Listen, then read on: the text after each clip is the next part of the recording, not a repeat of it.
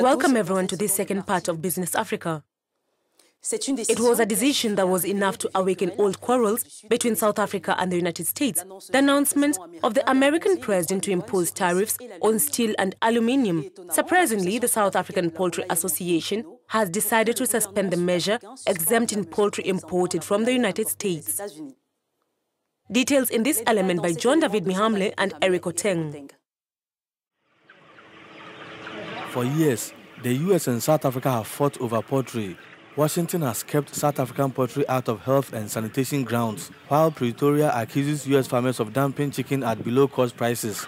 In 2015, South Africa's powerful poultry industry agreed to exclude 65,000 tons of US chicken from the anti-dumping tariff, in return for the renewal of broader duty-free US trade access that benefited other South African industries. The South African Poultry Association believes that because the US has violated AGOA, it is full within its rights to respond and retaliate. Comes at a very difficult time, especially under President Trump, who has been known to favor a trade war.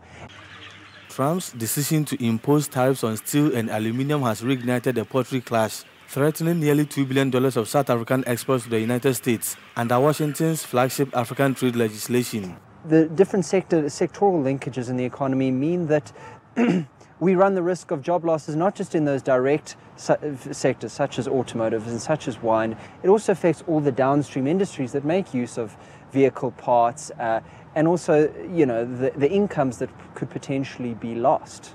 A blanket suspension of South Africa's AGOA status would hit the transportation equipment industry hardest.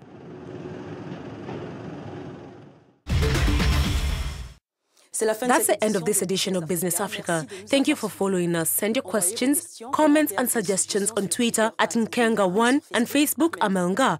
Follow us also on Africanews and at Africanews FR pages in French. Continue watching our programs on Africanews and at africanews.com.